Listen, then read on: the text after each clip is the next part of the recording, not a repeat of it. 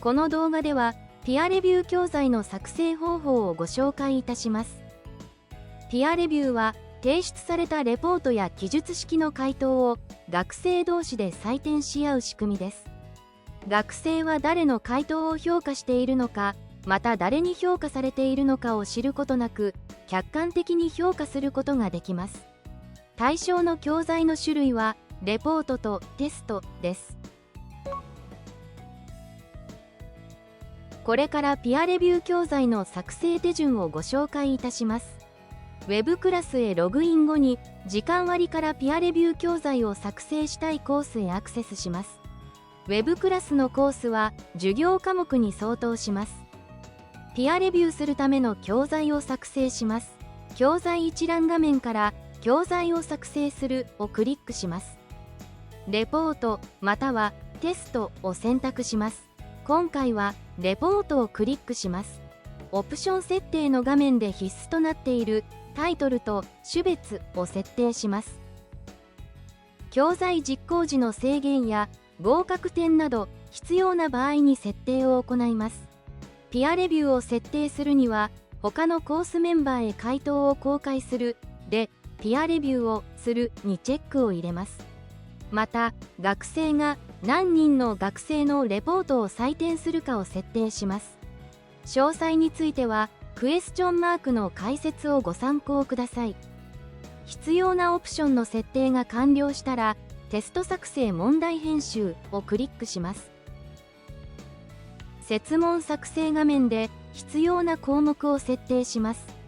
配点が0の場合は、採点時に学生は点数を入力することはできないため、コメントのみ実施できます。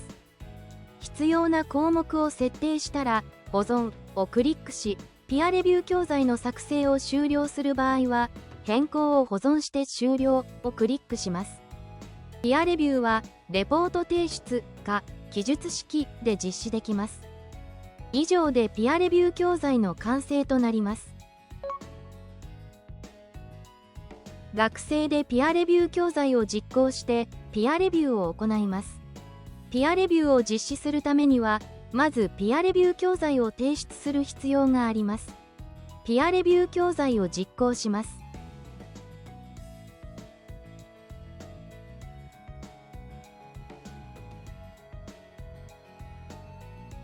教材の実施が完了すると、他学生のレポートを評価すると、評価結果が表示されます。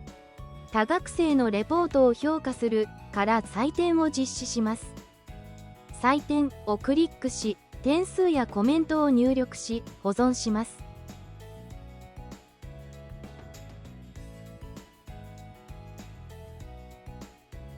学生は評価結果からピアレビューの結果を確認できます。ユーザー結果表からレビュアー人数、平均得点、最大得点、最小得点を確認できます。各レビューの詳細からレビュー日時や得点、レビューコメントなど確認できます。教員がピアレビューの確認をする際は、ピアレビュー教材の3点から公開状況と遷移し、テスト形式オプションのピアレビューで開くをクリックします。こちらの画面でピアレビュー教材を実施した学生ごとに一覧と割り当てを確認できます。集計条件から集計期間を絞り込むことや、集計結果をダウンロードも可能です。